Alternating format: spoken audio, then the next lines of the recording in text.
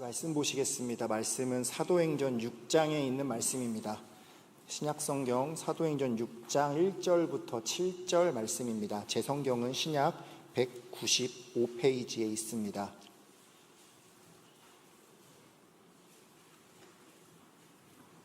사도행전 6장 1절부터 7절을 우리 함께 교독하시고 7절 말씀을 같이 읽도록 하겠습니다. 그때 제자가 더 많아졌는데 헬라파 유대인들이 자기의 과부들이 매일의 구제에 빠짐으로 히브리파 사람을 원망하니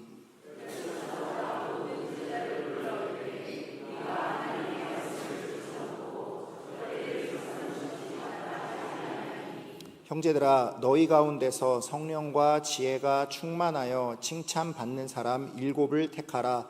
우리가 이 일을 그들에게 맡기고 우리는 오로지 기도하는 일과 말씀 사역에 힘쓰리라 하니, 온 무리가 이 말을 기뻐하여 믿음과 성령이 충만한 사람 스데반과 또 빌립과 브로고로와 니가노르와 디몬과 바메나와 유대교에 입교했던 안디옥 사람 니골라를 택하여 사도들 앞에 세우니 사도들이 기도하고 그들에게 안수하니라. 함께 읽습니다. 하나님의 말씀이 점점 왕성하여 예루살렘에 있는 제자의 수가 더 심히 많아지고 허다한 제사장의 무리도 이 도에 복종하니라. 아멘. 우리 함께 읽으신 본문 말씀을 가지고 예루살렘 교회라는 제목으로 이병문 목사님께서 말씀 선포해 주시겠습니다. 큰 은혜 받으시기 바랍니다.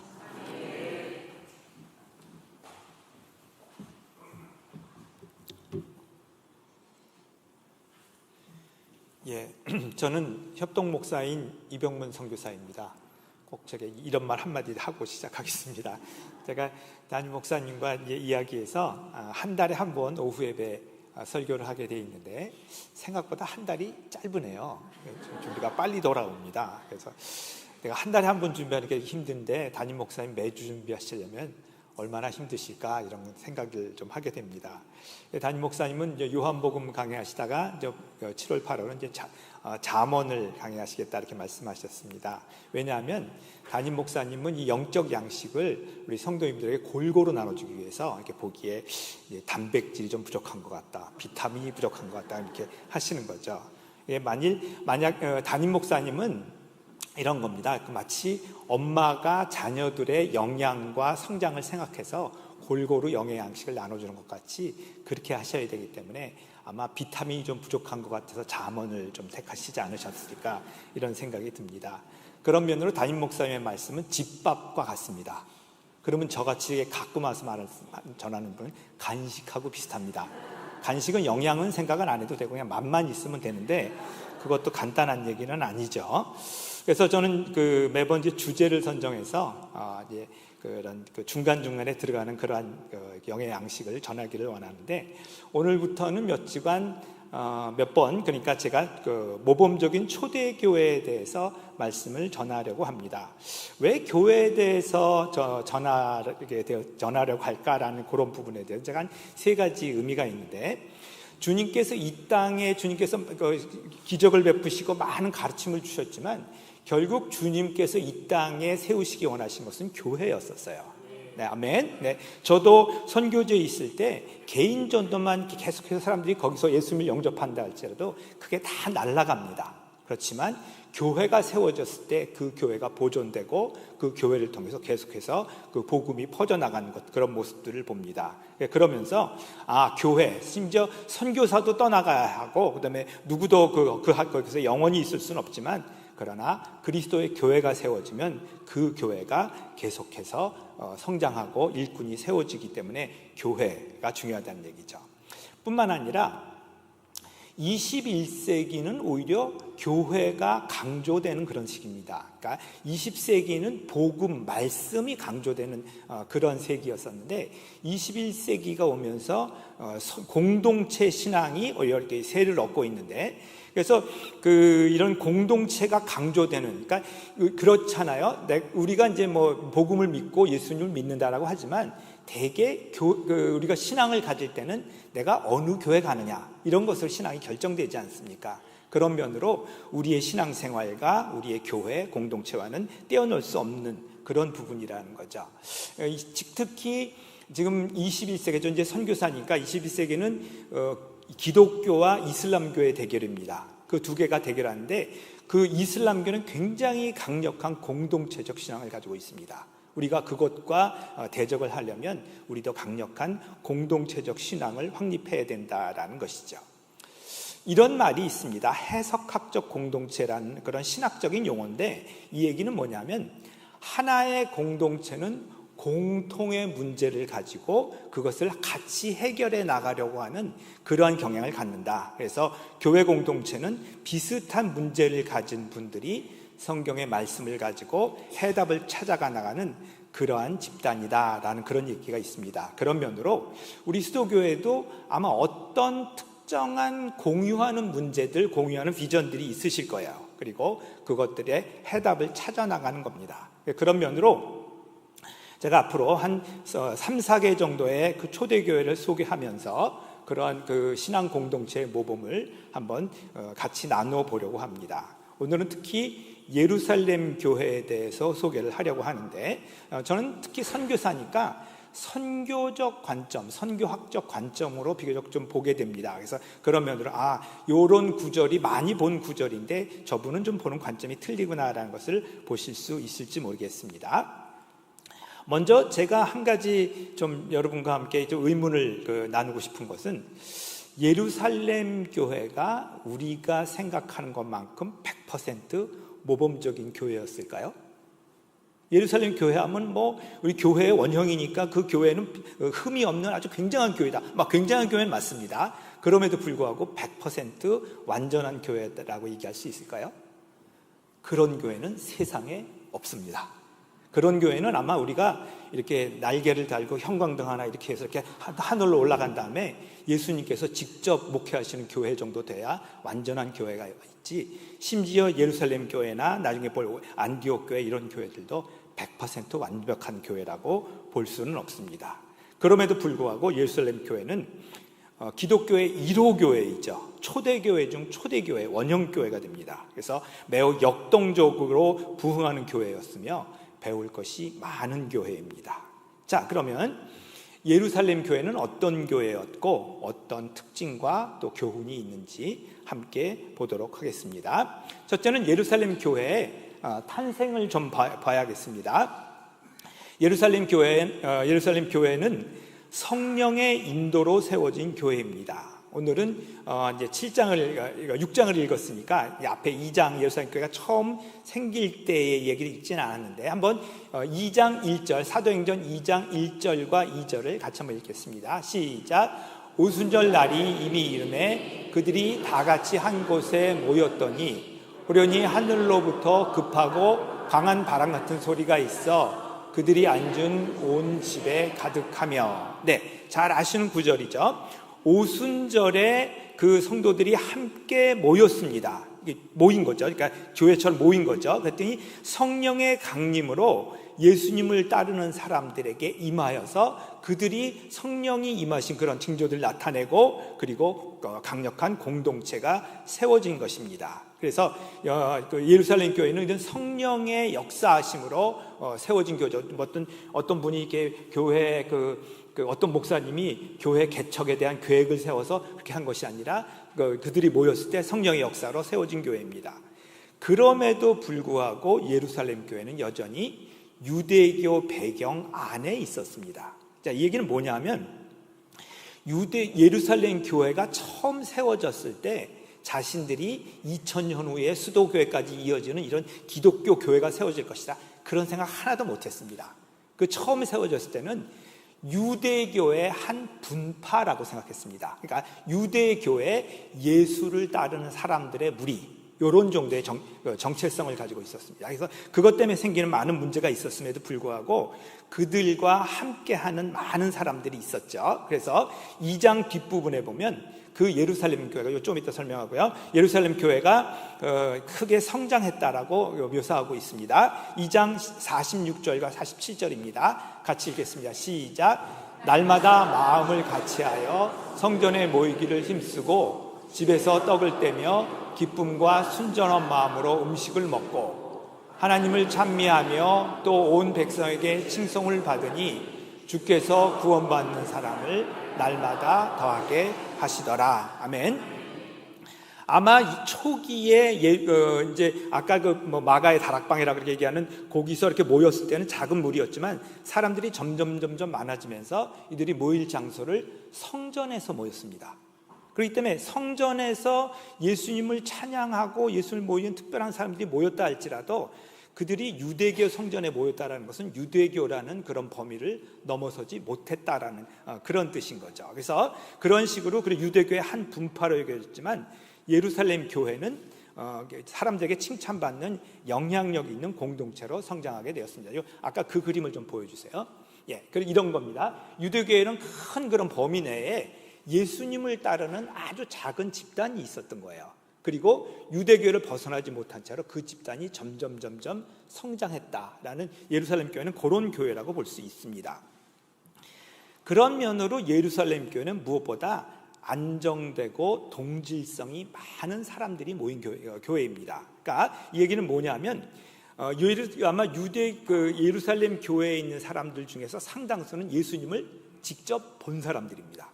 그렇겠죠? 그리고 사도의 12사도의 리더십에 의해서 사도의 목회하에 있는 분들이고 아까 말씀드린 대로 유대교 혹은 구약 성경의 배경을 가진 사람이고 예루살렘이라는 그런 공통의 지역에 살고 있던 사람들입니다. 그러니까 굉장히 동질성이 많은 집단이라는 거죠.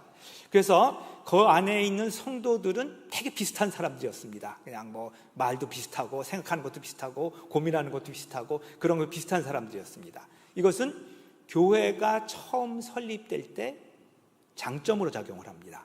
비슷한 사람들이기 때문에 이렇게 다양한 그런 요구가 없기 때문에 이런 거를 이제 선교학에서 맥가브란이라는 분이 교회 성장론을 주장하면서 동질 집단의 원리다라고 해요. 그분이 이제 전 세계에 있는 부흥하는 교회들을 연구해 봤더니 비슷한 집단, 비슷한 사람들 중에서 세워진 교회가 빨리 성장하더라라는 거예요. 그렇게 됩니다. 왜냐하면 동질 집단은 아까 해석학적 공동체 얘기를 드렸듯이 그들이 동일한 문제, 동일한 해결점을 찾는 사람들이기 때문에 교회가 굉장히 한 곳을 바라보기 좋다라는 그런 얘기입니다.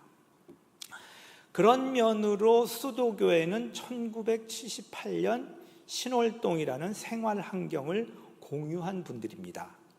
제가 오늘 잠깐 여쭤봤더니 우리 수도교회에 걸어서 오시거나 아니면 이 교회 주변이라고 할 수 있는 분이 얼마나 됩니까? 라고 했더니 정확하게는 모르겠지만 대개 60에서 70% 정도 되지 않느냐 이렇게 말씀하시더라고요. 시골 교회를 제외하고 그런 교회는 서울에 없습니다. 자, 침례교회 중에 제1호로 세워진 교회가 서울 침례교회인데 충무로에 있습니다. 그 교회는 걸어서 오시는 성도는 5% 아마 1%도 안 될 거예요. 다 차 타고 오십니다. 제 모교회는 아현동에 있는 서울 제1침례교회인데 70년이 좀 넘었습니다. 그 교회는 아현동의 주변에서 걸어오시는 분이 20%가 조금 안 될 겁니다. 나머지 80% 이상은 다 차를 타고 오십니다. 그러면 그분들이 서울의 각각 지역에서 오시는 분들이고 나이 차도 많고 그다음에 직업도 각각이기 때문에 이게 굉장히 다양한 문제들이 있는 거죠. 그렇게 되는 겁니다. 예를 들어서 사랑의 교회 서초동에 10,000명 이상의 성도들이 오려면 전국 각지에서 온 사람들이 다 많겠죠. 그런 교회들은 절대 그 동질 집단이라고 할 수 없습니다. 제가 비화를 공개하면 1982년에 저도 신월동 신월사동에서 한 5, 6년간을 살았습니다. 그래서 그때 이제 그 대학을 다니고 있을 때인데 우리 아버님이 대학교 2학년 때 돌아가시고 우리 집 완전히 망해갖고 그때 500만 원 갖고 집 살 수 있는데 신월동밖에 없었습니다. 서울을 떠나기는 싫었고 그래서 거기밖에 없어갖고 겨우 거기서 왔는데 그때 그런 말 들었어요. 아내는 없어도 장화는 있어야 산다. 맞습니까? 그런 말 들었는데 진짜 저희 집 들어가는 저 맥도날드 있는데 거기였었는데 우리 집 들어가는데 너무 길이 길어갖고 정말 차라리 맨발을 벗고 가지 할 정도로 이렇게 진탕 속에서 살면서 하지만 저는 우리 집 완전히 망해서 왔지만 여기서 그래도 500만 원짜리 집을 하나 있었고 그다음에 거기서부터 일어나서 우리 형제들이 다 자리를 잡게 되었기 때문에 이곳은 저에게 있어서 신월동은, 제가 지금 여러분들하고 같지 않을 수도 있습니다. 근데 저에게 있어서 신월동에 대한 생각은 밑바닥, 그렇지만 거기서부터 올라가는 희망, 그 두 가지를 가지고 있습니다. 암울한 기억과 희망이 동시에 있는 신월동, 여러분들은 어떠십니까? 비슷합니까? 네. 그러면 아마 그러한 70-80%가 이 신월동 지역에 사신다면 그러한 문제와 역사를 공유하시는 분들이라는 거죠. 그렇다는 얘기입니다. 자, 그렇다면 한 교회 멤버가 완전히 동질 집단으로 구성되는 것이 좋을까요? 제가 처음엔 좋다 그랬잖아요. 근데 계속해서 그렇게 갈 수 있을까요? 이런 얘기입니다. 초기에는 가능한데 나중에는 어차피 불가능합니다. 그래서 그 선교지에, 저는 이제 중국에서 사역을 했었는데 거기는 가정교회 한 20명, 30명 모이는 가정교회입니다. 그러면 그 20-30명은 완전히 같은 문제를 가지고 있는, 연령도 비슷하고 뭐 그 애들 꼬마 있는 그냥 걔네들 모인다든지 뭐 어른들만 모인다, 거의 비슷한 사람들이 그렇게 모이게 됩니다. 그러니까 동질 집단이 가능한데 이게 이제 100명, 200명, 500명이 되면 불가능합니다. 사실 과거의 교회 역사 가운데 완전 동질 집단은 중세의 수도원 정도, 외부와 완전히 단절된 집단 정도가 완전 동질 집단이죠. 그런데 그런 데가 이단으로 가기가 굉장히 쉽습니다. 굉장히 위험한 곳이라서 그런 면으로 동질 집단은 어차피 시간이 지나면 교회가 다 커지고 다른 배경의 사람들이 들어오고 뭐 다른 배경, 다른 직장, 다른 가정, 다른 세대가 들어오면서 어차피 불가능하고, 무엇보다 동질 집단의 교회는 주님께서 원하시는 교회는 아니라고 볼 수 있습니다. 마찬가지로 예루살렘 교회도 처음에는 비교적 동질 집단으로 시작했지만 주변 환경의 변화에 영향을 받을 수밖에 없었고, 특별히 정체성의 문제가 생깁니다. 우리는 유대교야? 우리는 새로운 교회야? 우리는 도대체 누구야? 라고 하면서 스스로의 정체성의 고민을 갖게 되었습니다. 말씀드린 대로 초기 예루살렘 교회는 유대교의 한 분파로 시작했기 때문에 그런 고민들을 하게 되었습니다. 그런데 큰 변화를 가져오는 하나의 사건이 벌어집니다. 어떤 일일까요? 그것이 이제 오늘 여러분과 함께 읽은 그런 부분입니다. 두 번째는 그때 제자가 많아졌는데, 이런 이야기입니다. 자, 6장 1절 같이 한번 읽어보겠습니다. 시작. 그때 제자가 더 많아졌는데 헬라파 유대인들이 자기의 과부들이 매일 구제에 빠짐으로 히브리파 사람들 원망하니. 네. 그 변화의 가장 큰 부분은 믿는 사람들이, 교회의 성도들이 많아진 것입니다. 나쁜 것은 아닌 거예요. 감사하게도 그 말씀이 흥왕하고 믿는 사람들이 점점 많아졌죠. 다른 기록에 의하면 예수님이 승천하실 때 요 6장 정도 되는 그 기간에 전 세계, 뭐 예루살렘밖에 없었겠죠. 전 세계의 기독교회는 약 1000명 정도가 되리라고 봅니다. 1000명 정도. 그것이 약 60년이 지나서 제가 그 다음에 없나요? 그 AD 100년쯤 지나면 한 100개 정도, 100년쯤 됐을 때 한 100개 정도 지역에 10,000명 정도, 10배로 늘어납니다. 불과 몇십 년 만에 그렇게 되죠. 그러다 또 다시 100년이 지나고 나서는 10,000명이 20만 명이 됩니다. 그리고 300여 개 지역에 교회가 생기게 되고, 그때쯤 돼서는 거의 대부분의 그 큰 도시에 교회가 있었습니다. 아주 급성장을 하는 거죠. AD 300년쯤 됐을 때, 이때 이제 로마가 기독교를 공인할 그때쯤 돼서는 500만 명 정도의 기독교인이 있었을 것이라고 보는데, 로마 제국 전체 인구가 5천만입니다. 그렇게 되면 로마 제국 전체의 10%가 기독교인이 되고 굉장히 고위층이 기독교인이 많음으로써 더 이상 기독교를 박해할 수 없는 것까지 갑니다. 그 박해 속에서도 이렇게 성장했다는 거죠. 참 감사한 거죠. 성장은 목표는 아니더라도 구원의 소식이 온 세상에 전파돼서 믿는 사람들이 계속 교회로 온다라는 좋은 일인 거죠. 그렇지만 그렇게 많은 사람들이 교회에 오면 굉장히 다양한 사람들이 교회에 들어올 수밖에 없다라는 동일한 문제가 생깁니다. 그래서 교회가 확장되면서 이질적인 성도들이 들어오고 그것 때문에 문제가 생긴 것입니다. 6장 1절을 좀 다시 한번 펴주세요. 6장 1절에 보면 그때 제자가 많아졌는데 헬라파 유대인들이 자기의 과부들이 매일 구제에 빠짐으로 히브리파 사람을 원망하니. 예, 그 교회에 누가 들어왔냐면 헬라파 유대인들이, 아직은 이방인들이 들어오진 않았습니다. 헬라파 유대인들이 들어오는데, 헬라파 유대인은 뭐냐면 어릴 때 그 이방 지역으로 가서 그곳에서 자라나서 다시 예루살렘으로 돌아온 사람입니다. 그러니까 우리로 따지면은 어릴 때 미국으로 이민을 갔다가 한 60이 돼서 한국으로 돌아와서 그분이 우리 교회에서 예배를 드린다라고 생각을 하면 됩니다. 근데 그런 분들이 미국이라는 환경 속에서 오랫동안 신앙생활했기 때문에 한국에서 예배를 드리면 뭔가 어색한 그런 부분이 있다는 거죠. 그분하고 얘기해도 우리랑 관점이 틀리다라는 것을 그렇게 발견하게 되는 거죠. 여기서 말하는 헬라파 성도는 완전 이방인은 아니지만 어릴 때 이민 갔다 돌아온 유대인들이기 때문에 이들은 헬라어를 씁니다. 무엇보다 언어가 좀 달랐고, 그 다음에 생활 방식이 유대인과 다른 이질적인 사람입니다. 우리나라는요, 그 선교사들도 마찬가지인데, 이렇게 수명이 이렇게 선교사 부부가 한 열댓 명 이렇게 들어가면 남남북녀가 딱 생깁니다. 남자가 이쪽에서 밥 먹고 여자 이쪽에서 밥 먹고. 수도교회 안 그렇습니까? 예, 그런 정도로 우리가 자연스러운 분리들이 일어나게 되죠. 그래서 아마 거기서도 헬라파 유대인과 그 히브리파 유대인들이 아마 이렇게 보이지 않는 그런 간격들이 생긴 모양입니다. 그런데 문제는 예루살렘 교회는 성도들이 많은 헌금을 하는 교회였었기 때문에 재정적인 여유가 있어서 가난한 과부들을 구제했는데, 아마 행정적 누락으로 인해서 헬라파 유대인이 구제를 할 때 자꾸 빠지는 겁니다. 빠지는 겁니다. 그래서 사실은 진정한 사랑으로 하더라도 오해가 생길 수 있죠.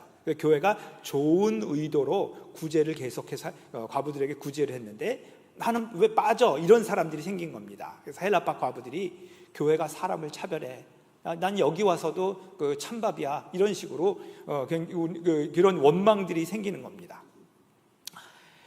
이런 그리스도의 몸 교회 공동체에 연약한 그런 지체들의 원망은 이게 문제가 심각합니다. 그건 하나님이 그 얘기를 들으시고 그거는 불평 이상의 의미가 있는데, 그것으로 인해서 사단의 계략이 출동할 수가 있습니다. 자, 무슨 얘기냐면 6장 2절입니다. 자, 같이 한번 읽어보죠. 시작. 12사도가 모든 제자를 불러 이르되 우리가 하나님의 말씀을 제쳐놓고 접대를 일삼는 것이 마땅치 아니하니. 예, 요 그림은 이건 겁니다. 아직 유대교 안에 이렇게 쏙 들어가 있는 교회였었는데 그게 조금씩 유대교 바깥으로 나옵니다. 그렇죠? 어떻게? 헬라파 사람들이 들어오면서 약간 교회가 유대교에 쏙 들어가지 않고 반쯤 걸치게 그렇게 되는 겁니다. 그러면서 교회가 그렇게 하면서 커지는 거죠. 근데 그렇게 해서 헬라파 과부들이 자기들이 그 구제에서 빠지는 것을 원망을 하게 되니까 교회의 12사도, 교회의 지도자인 12사도가 기도보다 말씀을 연구하는 것보다 이 일에 매달리게 됩니다. 왜냐하면 소리가 나니까 신방도 가야 되고 같이 회의도 해야 되고 그 일에 매달리게 됩니다. 여러분, 교회에서 행정이 막 많이 생기면 목사님이 거기 매달리면 자꾸 이 말씀과 기도가 뒤로 물러나게 됩니다. 그런 문제가 생기는 거죠. 사실 지금도 교회 목회자는 교회에 원망의 소리가 생기면 그것을 무지하게 신경 쓰게 됩니다. 그리고 그것 때문에 가장 중요한 기도하는 것, 말씀을 전하는 것, 이런 것이 뒷전으로 물러날 수 있는 이런 문제가 생긴다는 거죠. 그래서 잘 부흥하던 교회가 내부에 문제가 생기면 그 교회가 영적 파워를 잃어버리는 이유가 그런 부분입니다. 제가 하는 한 교회는 교회가 이렇게 노령화되면서 아직 인원이 적진 않지만 노령화되면서 이제 젊은 사람들이 많이 못 들어와서 나중에는 남자 집사님, 그러니까 30대, 40대, 50대 남자 집사님보다 은퇴한 장로님이 더 많아졌어요. 담임 목사님이 새로 부임해서 오셨는데 일단 은퇴한 장로님은 그 교회에 가족 구성이나 이런 것들이 다 돼 있는 분이고 막 이렇게 좀 발언권이 세니까 그 영향력이 있는 원로 장로님을 배려하느라고 그분들을 이렇게 만나고 그분들이 원하는 것들을 해드리고 그렇게 했습니다. 예배 방식도 그 70대의 장로님들이 편한 그 예배 방식을 가져갔겠죠. 결과는 어떻게 됩니까? 30대, 40대가 적응할 수 없는 교회가 되는 겁니다. 그런 문제가 되는 거예요. 차라리 그 70대의 은퇴 장로님들이 우리가 불편하더라도 젊은이들에게 편한 교회를 만들어 주십시오라고 했으면은 그렇지 않았을 텐데, 불평이 생기고 자꾸 원망이 생기면 목회자는 거기에 신경을 쓸 수밖에 없다라는 얘기인 거예요. 불평하지 말란 얘기가 아닙니다. 네, 그렇게 차라리 30대, 40대도 막 소리를 내고 왜 이렇게밖에 안 됩니까? 라고 했으면 좋겠는데, 30대, 이런 20대, 30대 이런 친구들은요, 그냥 왔다가 안 맞으면 그냥 조용히 사라집니다. 그렇게 되기 때문에 자꾸 어른들에게 익숙한 교회가 돼버린다는 거죠. 자, 이렇게 예루살렘 교회는 교회 부흥으로 인해서 이질성의 문제가 생겼는데, 그런 문제를 어떻게 극복했을까요? 예, 거기서 그 세 번째는 7명의 집사를 세움으로 회복하게 됩니다. 그것을 극복하게 됩니다. 자, 우리가 3절과 4절 아까 읽었지만 다시 한번 읽겠습니다. 시작. 형제들아, 너희 가운데 성령과 지혜가 충만하여 칭찬받는 사람 7을 택하라. 우리가 그 일을 그 일에게 맡기고 우리는 오로지 기도하는 일과 말씀 사역에 힘쓰리라 하니. 네, 그 12 사도들이 굉장히 핵심을 찔렀습니다. 우리가 불평이 생겨서 그걸 쫓아다니다 보니까 기도와 말씀 사역이 뒷전으로 물러간다. 그렇기 때문에 집사들을 세워서 그 구제하는 일, 행정적인 일들을 그들에게 맡기고, 그리고 우리가 본연의 우리의 말씀과 기도에 힘쓰겠다라고 그렇게 되죠. 그래서 교회가 7명의 집사를 추천하여서 사도들이 안수함으로써 교회 사역의 위임이 일어납니다. 이것이 여러분 아시다시피 우리 교회에 집사가 처음 세워지는 것이죠. 그래서 사도들만으로 리더십이 구성된 교회가 이제 집사까지 이런 일꾼들이 늘어나게 됩니다. 그러니까 어려움이 있었지만 그것을 일꾼들이 늘어나는 그러한 것들로 해결하게 되는 거죠. 자, 5절과 6절 어떻게 되는지 한번 보겠습니다. 같이 읽어보죠. 시작. 온 무리가 이 말을 기뻐하며 성령이 충만한 사람 스데반과 또 빌립과 브로고로와 니가노르와 디몬과 바메니와 유대교에 입교했던 안디옥 사람 니골라를 택하여 사도들 앞에 세우니 사도들이 기도하고 그들에게 안수하니라. 그래서 안수함으로써 예루살렘 교회에 그런 일꾼들이 늘어난 겁니다. 그런데요, 여기 읽기도 힘든 7명의 이름이 나오죠. 스데반과 빌립과 브로고로와 니가노르와 디몬과 모시기 이렇게 나오잖아요. 이분들이, 우리는 뭐 다 외국어니까 그런데 이분들의 이름이 다 헬라식 이름입니다. 이 얘기는 뭐냐면 헬라파 이 과부들이 그런 불만을 가져서 이런 문제가 생겼기 때문에 일꾼을 세울 때 일부러 헬라파 사람들을 집중적으로 세우게 됩니다. 그러니까 교회가 불만이 있고 어려운 새로운 사람들이 들어옴으로써 생기는 그런 어려움에 적극적으로 대응해서 그런 새로운 일꾼들이 세우고, 또 반면에 교회는 또 새로운 일꾼들이 계속해서 늘어나게 된다라는 거죠. 결과가 어떻게 됐습니까? 그래서 그 집사들이 함께 일을 함으로써 7절에 보시면 같이 읽겠습니다. 시작. 하나님의 말씀이 점점 왕성하여 예루살렘에 있는 제자의 수가 더 심히 많아지고 허다한 제사장의 무리도 이도에 복종하니라. 네, 교회의 이런 내부 갈등의 문제, 불평의 문제를 겪었지만 그것을 해결하면서 교회가 계속 성장하게 됩니다. 어떤 때는 교회가 가지는 그런 문제들은 어떻게 해결하느냐에 따라서 더 부흥할 수 있는 하나의 계단이 될 수 있다라는 것이죠. 자, 오늘의 이야기는 간단합니다. 그런 이야기입니다. 예루살렘 교회가 성령님으로 인해서 세워지고 그 교회가 잘 성장하고 있었는데, 교회가 성장하면서 당연히 이질적인 사람들이 들어온 겁니다. 이질적인 사람들이 뭐 실제인지 아니면 그들이 오해했는지 몰라도 교회에서 자꾸 소외된다라는 그런 느낌을 받으면서 불평을 하게 됩니다. 그 불평을 눌러버린 것이 아니라 교회는 적극적으로 집사를 세움으로써 그 불평을 해결하였고 교회는 계속해서 성장할 수 있었다라는 것이 오늘 이야기의 핵심인 것이죠.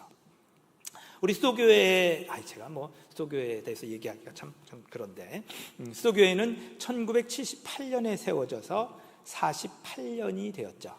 저는 그 수도교회에서 자라서 여기서 사는 사람은 아니고, 지금도 제가 이제 기관에서 일을 했기 때문에 아는 목사님들이 많아서 지금도 여러 번 교제를 하는데, 제가 수도교회에 한 달에 한 번씩 가서 거기서 협동목사의 사역을 합니다라고 얘기하면 아유 참 좋은 교회 가셨네요. 그래서 침례교회에서는 굉장히 이름나고 평판이 좋은 교회입니다. 수도교회 하면 우리 신목사님들이 탁 나옵니다. 우리 신목사님이 오랫동안 수고하셔서 이 힘든 곳에서 이 맨 땅의 헤딩이라 그러거든요. 이런 거 아무 기반이 없는 곳에서 교회를 세우는데 신목사님이 참 귀하게 열정과 수고로 맨 땅에 이런 교회가 세워졌습니다. 수고 많으셨죠? 이제 공동 담임 목사님의 기간을 통해서 이제 작년 초에 성벽영 목사님이 취임하셨습니다. 성벽영 목사님은 참 좋은 말씀을 전하시고 평판이 참 좋으신 분입니다. 이 짜고 한 거 아닙니다, 이거. 근데 제가 감히 수도교회를 평할 수는 없지만, 이 수도교회의 특징은 아까 말씀드린 대로 시 중심에 있는 교회들은 걸어오는 사람이 거의 없습니다. 그렇기 때문에 그 교회가 100명이 모이든 200명이 모이든 굉장히 이질적인 사람들, 그 다음에 다 각각의 문제를 가지고 있습니다. 그렇게 된 거에 비해서 우리 수도교회는 적지 않은 인원이 있음에도 불구하고 비교적 배경이 비슷한 분들이고, 또 그렇게 된 것 중에 하나는 뭐냐면 48년 동안, 지금 송 목사님이 2대시죠? 48년이면 한 5대나 6대 정도 되는 게 보통입니다. 네, 그게 정상이거든요. 근데 2대까지 왔다는 그만큼 그 신목사님이 아주 단단하게 안정적으로 교회를 하셨기 때문에 우리도 그만큼 안정적인 그러한 믿음 속에서 그 신앙생활을 했다는 것입니다. 아마 교회가 성도님들이 착하고 순종적이며 매우 유사한 그런 성도님들이 많이 있고 서로 잘 아시는 분일 거예요. 이거를 바꿔서 얘기하면 어른들에게 익숙하고 편한 교회일 가능성이 많다라는 얘기입니다. 이거는 장점이 될 수도 있고 단점이 될 수도 있습니다. 우리에게 편하다는, 우리 여기 젊은 분들이니까 어른들에게 편하다는 얘기는 젊은이들에게는 불편한 교회가 될 수도 있습니다. 이해하십니까? 이게 마치 의도치 않게 헬라의 과부가 소외되는 것처럼 교회가 계속해서 성장하고 부흥하려면 새로운 사람들이 들어와야 되는데, 우리 오늘 그 VIP 233명 이 명단을 이렇게 하시는데 그분들 다 들어오시면 옆에 앉은 분들이 다 모르는 분들일 거예요. 그런 일들이 있기를 축복합니다. 네. 자, 이렇게 교회가 계속 성장하려면 두 부류의 사람들이 들어와야 되는데, 첫째는 기존 성도님들과 결이 조금 다른 분들이 들어와야 됩니다. 어쩔 수 없죠. 이제 비슷한 분들 거의 다 이렇게 왔으니까. 그러면 그분들은 우리가 얘기하는 것과 주제도 틀리고 그들이 생각하는 기도 제목도 틀린 분들이 들어올 수 있습니다. 또 두 번째 들어와야 되는 사람들은 새로운 세대입니다. 우리의 젊은 세대, 청소년, 청년 이런 것이죠. 그들은 우리와 다른 문화를 가졌습니다. 우리 20대 청년은요, 우리하고 다른 인간입니다. DNA가 좀 틀린 것 같아요. 완전히 다른 인간이거든요. 그래서 그들이 우리 교회에 적응하려면 우리에게는 이 교회가 굉장히 불편한 교회가 될 수밖에 없어요. 어떻게 하시겠습니까? 니들이 나가라, 내가 나갈까? 이렇게 하실 겁니까?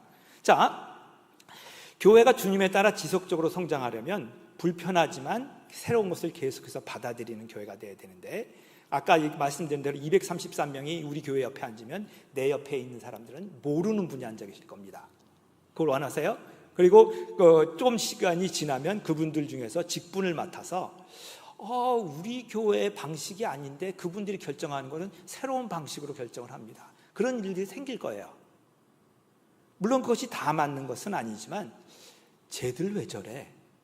이런 얘기가 나올 정도로 그 생각이 들 텐데, 그때 우리는 그럴 수도 있구나. 새로운 사람들이 왔구나. 우리 수도교회가 새로운 교회가 되었구나라는 포용하는 교회가 되어야 한다라는 것입니다. 233명을 데려오는 것만이 문제가 아니라 그들이 이곳에 잘 머물게 해야 된다는 것, 그것보다 더 어려운 일이라는 거죠. 감사하게도 수도교회는 청년과 젊은 층이 적지 않습니다. 제가 이렇게 와서 보니까 이렇게 전 이제 3부 예배를 많이 참석을 하니까 청년층이 적지 않고 오늘 이제 수련회를 떠나죠. 그러면 그들이 원하는 것에 귀를 기울여 주어야 합니다. 이 청년들은 아까 말씀드린 대로 우리와 완전히 다릅니다. 그들은 어릴 때부터 핸드폰, 컴퓨터를 갖고 살았기 때문에 정보의 습득 속도가 엄청나게 빠릅니다. 이거는 실제로 빌 게이트 이런 쪽에서 나온 통계에 의하면 우리의 아들 세대는 우리보다 정보를 50배 이상 쓴다라고 합니다. 그 정도로 굉장히 많은 정보를 가지고 있는 거예요. 제가 먼저 사역했던 대전에 있는 교회에 거기는 인원이 한 100여 명 정도 되기 때문에 요 정도 인원이죠. 요 정도이기 때문에 예배를 다 한 번 드립니다. 한 번 드리는데 부목사님이 없어요. 그래서 담임 목사님 혼자 다 하시기 때문에 이 집사님들 중에서 이제 예배 찬양을 합니다. 근데 집사님이 매주 그 찬양을 하려니까 직장 다니시는데 매주 찬양이 너무 힘드니까 이제 찾다가 그 사람을 찾았어요. 청년이 좀 생기면서 한 주는 청년이 하고 한 주는 이제 50대, 60대 집사님이 합니다. 상상을 한번 해보세요. 어떤 일이 벌어질까? 50대, 60대 집사님들은요, 익숙한 것은 좋은 것이요, 이렇게 됩니다. 청년들은요, 새로운 것은 좋은 것이요, 이렇게 됩니다. 청년들이 이제 격주로 찬양을 인도하는데 5곡을 부르는데 4곡이 못 부른 찬양입니다. 그쯤 되면 은혜가 됩니까? 안 됩니까? 그렇게 되는 거죠. 또 그렇다고 해서 또 어른들이 찬양을 하실 때는 이렇게 뭐 아주 익숙한 거, 나의 등 뒤에서 뭐 이렇게 아멘 뭐 이런 곡을 하고, 그러니까 야, 이건 좀 너무 심하다라고 해서 고민을 했는데 이제 서로 불평을 하죠. 야, 해도 너무했다. 어떻게 4곡, 5곡 중에 4곡을 모르는 찬양을 하냐? 이렇게 되는 거죠. 그래서 제가 이제 청년하고 좀 관련이 있어갖고 중재를 섰습니다. 야, 이러면 우리 못 따라가. 우리 어른 세대들은 이거 못 따라가. 그러니까 찬양을 새로운 곡을 한 곡만 넣고 그것도 하루에 그 다음 주에 또 다른 곡하고 다른 곡 하지 말고 3주 동안 계속해라. 그리고 3번을 계속하고 그러면서 그게 익숙해지면 또 새로운 곡을, 그래도 1년에 한 10곡 정도는 배우게 되니까 그 정도면 우리나라의 선방이다. 이렇게 된 거예요.